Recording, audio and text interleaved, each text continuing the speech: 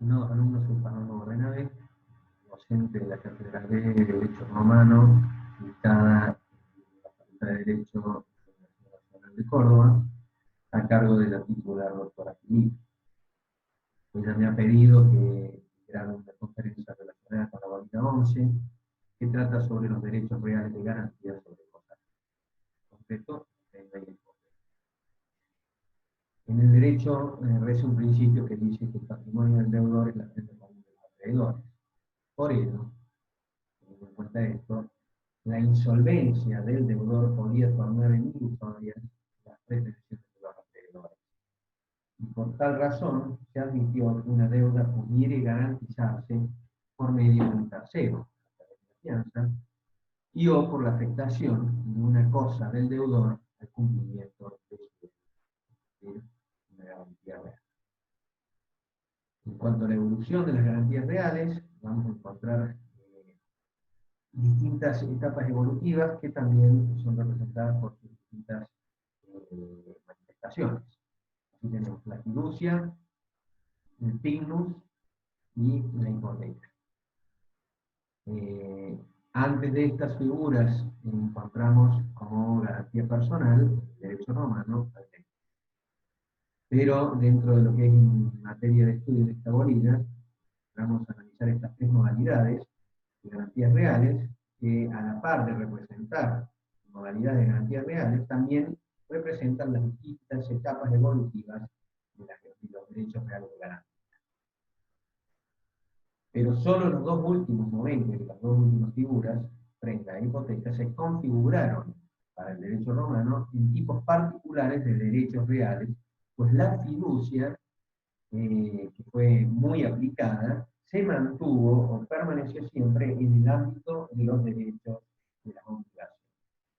Entonces, esta fiducia cum creditore, como se la conoció, que es la forma más antigua, es una garantía real de iure civile y consistía en la entrega en propiedad al acreedor de una cosa que pertenecía al deudor, ya sea mediante la mancipatio o la iure, concertándose al mismo tiempo un pactum, que se denominaba pactum fiduciae, por el cual el acreedor fiduciario se obligaba, bajo su palabra, fides, a devolver la cosa al deudor, fiduciante, cuando fuera satisfecha la deuda por él. El fiduciante tenía una acción personal, denominada actio fiduciae, para reclamar al acreedor la restitución del bien dado en garantía cuando hubiese cumplido íntegramente su obligación. Esta figura daba mucha seguridad al acreedor, es decir, este adquiría la propiedad de la cosa del deudor. Pero para el deudor presentaba claras desventajas. Por ejemplo, en los supuestos en donde el acreedor había vendido la cosa de fiducia, ya que también podía suceder, se veía impedido el deudor de obtener los frutos de la cosa que había entregado en propiedad al acreedor, y por lo tanto no podía aplicar esos frutos al pago de las deudas. Estos inconvenientes fueron haciendo que esta figura fuera perdiendo relevancia hasta que el propio iure civile admitió un procedimiento más simple y menos desventajoso para el deudor, denominado la prenda, por la que el deudor, esta prenda, el deudor entregaba al acreedor a título de prenda la posesión de la cosa, obligándose a restituirla una vez que hubiere cobrado su crédito. O sea que consistió en la transferencia material, denominada datio pignoris, de una cosa mueble o inmueble del deudor al acreedor, con el derecho del acreedor a mantener su posesión hasta el momento que su crédito fuera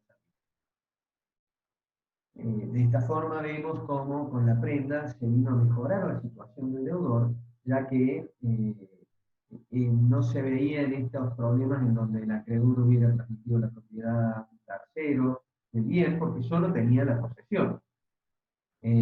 Por lo cual, pero se mantuvo el inconveniente de que el deudor estaba privado de la posesión del bien y por lo tanto no podía usar la cosa ni valerse de ella para constituir otras garantías. Por esa razón, más adelante, se admitió la constitución de prenda por simple convención, sin transmisión de la cosa, denominado dignus conventum.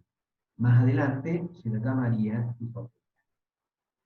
En el derecho romano, la prenda y la hipoteca se convirtieron en verdaderos derechos reales de garantía que al acreedor podía hacer valer erga omnes, es decir, contra todas las personas, que constituyeran un mismo instituto jurídico, prenda y hipoteca. De esta identidad derivó que los efectos jurídicos, tanto de la prenda como de la hipoteca, y las acciones que las protegían, fueron los mismos. Sin embargo, presentaron algunos rasgos propios que las distinguieron, matices diferenciales en orden a la posesión de la cosa objeto de ella. En efecto, en la prenda, la posesión del bien ignorado era transmitida al acreedor en el mismo acto en que se celebraba la convención, en tanto que en la hipoteca la cosa quedaba en poder del deudor y no pasaba la posesión al acreedor hipotecario. Ulpiano resume esta diferencia que venimos manifestando respecto de la prenda y la hipoteca diciendo que propiamente llamamos prenda lo que pasa al acreedor e hipoteca cuando no pasa ni aún la posesión. Aclarado esto, vamos a referirnos a la hipoteca. Con la hipoteca, los sujetos de la relación obligacional encuentran sus intereses perfectamente conciliados. Así, el acreedor, si bien no adquiere la propiedad ni la posesión de la cosa, sí goza de un derecho que le permitirá, en caso no sea cancelado el crédito, entrar en posesión del bien, cualquiera sea la persona que detente el mismo, para que lograr con ese bien la cancelación de la creencia. Y el deudor conservará dicha posesión hasta que la deuda quede extinguida, pudiendo así afectarla para garantizar a otros acreedores. Es un derecho real accesorio la hipoteca, al igual que la prenda, que suponía una deuda que necesariamente aseguraba. Esta deuda que se asegura a través de la hipoteca podía ser de cualquier naturaleza, es decir, podía ser civil o natural, pura o simple, a término o condicional, e incluso podía ser una deuda hasta futura, una obligación futura. También la hipoteca es un derecho indivisible en el sentido de que subsiste toda entera sobre la cosa grabada, aun cuando parte de la deuda hubiera sido satisfecha por el obligado. Además, es un derecho transmisible por actos intervivos o mortis causa. En cuanto al objeto y a la constitución de la hipoteca, podía ser objeto de la hipoteca toda res in commercium, es decir, que sea susceptible de ser traficada jurídicamente, de estar en el comercio.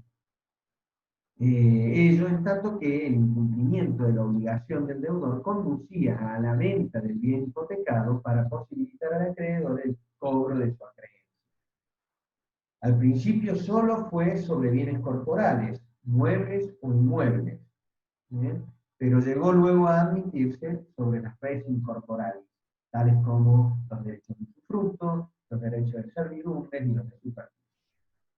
Entendiéndose que lo que se grababa en estos casos no era el derecho real y no la cosa sobre la que se ejercía el usufructo, la servidumbre o la superficie.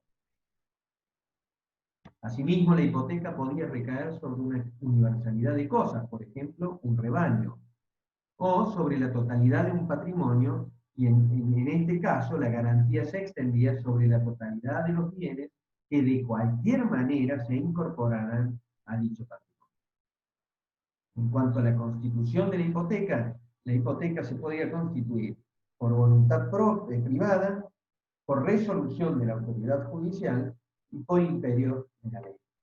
Por voluntad privada se podía materializar a través de un simple pacto, sin formalidad alguna e incluso sin siquiera la transmisión de la cosa sometida a hipoteca. También se lo podía hacer a través de un legado. Por disposición de un magistrado, se constituía en caso en que fuese a pronunciarse una sentencia, con el derecho custianeo también se consideró como hipoteca la missa in possessionem, tomando los principios de la ejecución forzosa. La constitución de hipoteca por disposición legal tuvo gran importancia en la época posclásica. Entre estas encontramos a la hipoteca a favor del pupilo sobre los bienes de su tutor o curador, a fines de garantizar el debido ejercicio de las funciones que cumplía. En cuanto a los efectos de la hipoteca, por el lado del deudor, este conservaba los más amplios poderes sobre la cosa afectada en garantía, a condición de no violar los derechos del acreedor. Y en cuanto al lado del acreedor hipotecario, se producían tres consecuencias principales. Por un lado, el acreedor hipotecario tenía el derecho contra todo detentador de la cosa sometida a hipoteca en su favor, de hacerse poner en posesión de ella. Este era el denominado ius persequens. También adquiría el derecho de vender la cosa ante el incumplimiento del deudor, en tiempo y forma, para cobrarse del producido de esa venta su acreedor. Y por último, el derecho de pagarse con el precio de venta obtenido de la cosa, con preferencia a otros acreedores comunes y desprovistos de garantía hipotecaria, aun cuando fuesen acreedores previos a él. Este es el ius praeferenti, o derecho de preferencia. La hipoteca no autorizaba al acreedor a usar la cosa bajo pena de furto mutuo. Sin embargo, si el objeto hipotecado producía frutos, cabía convenir entre acreedor hipotecario y deudor que el acreedor los percibiera, los frutos, aplicándolos a pagar los intereses del crédito garantizado. Este convenio se denominó convenio de anticrédito. Si el acreedor hipotecario percibía los frutos sin que mediara tal acuerdo, el valor de ellos se aplicaba primeramente al pago de intereses y después al de la deuda principal, correspondiendo al deudor el excedente.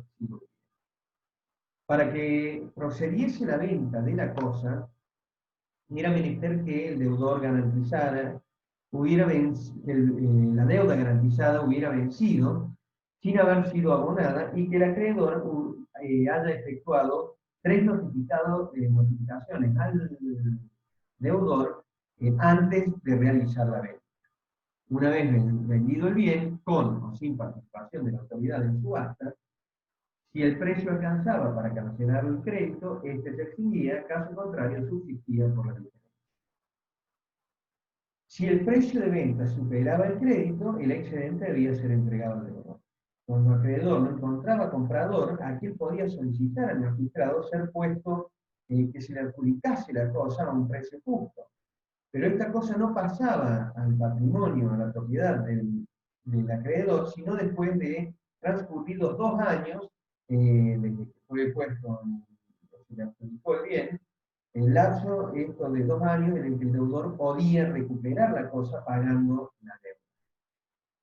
El derecho de preferencia que hemos hecho mención antes fue otro de los efectos naturales de la hipoteca, y consistía en que después de la venta del bien, el acreedor tenía derecho a cobrarse el precio con preferencia a otros acreedores comunes o fiduciarios, aunque sus créditos han sido anteriores a la constitución de la hipoteca. En cuanto a la pluralidad de la hipoteca, esta fue admitida en el derecho romano, ya que, a diferencia de la prenda, el deudor hipotecario mantenía la posesión del bien hipotecado, y para el caso de pluralidad de hipotecas, se estableció un orden entre los acreedores con arreglo al principio de que las hipotecas más antiguas en su constitución prevalecen por sobre las posteriores. Este principio reza prior in tempore, potior in iure, es decir, primero en el tiempo, mejor en el derecho. La facultad de vender el bien correspondería al primer acreedor hipotecario. Los posteriores solo podrían reclamar lo que quedaba después de que aquel cobrase su crédito. Por otra parte, el ius operendi, que es el derecho del titular de una hipoteca posterior de ofrecer al acreedor un rango preferente el pago de su crédito, con lo cual pasaba a ubicarse en el lugar de aquel acreedor a quien le había abonado la creencia. La derogación del principio de prioridad temporal se dio con las llamadas hipotecas privilegiadas, es decir, por ejemplo, la. En cuanto a la extinción de la hipoteca, por su carácter accesorio de la deuda principal que garantizaba, la hipoteca cesaba con la total extinción de dicha obligación principal. También se extinguía por destrucción de la cosa hipotecada, por su exclusión del comercio o por confusión. También la hacía cesar la renuncia tácita o expresa de su titular, y también cesaba la hipoteca por prescriptio non temporis, es decir, por la prescripción extintiva, eh, cuando la cosa había pasado a manos de un tercero que la poseía con justo título y buena fe durante 10 años, si era entre presentes, 20 años entre ausentes. Y el poseedor de buena fe, aún sin justo título, adquiría la propiedad de la cosa hipotecada libre de gravamen por el transcurso de 30 o 40 años. Bueno, espero que les sea útil y que puedan avanzar en el estudio de esta asignatura. Ha sido un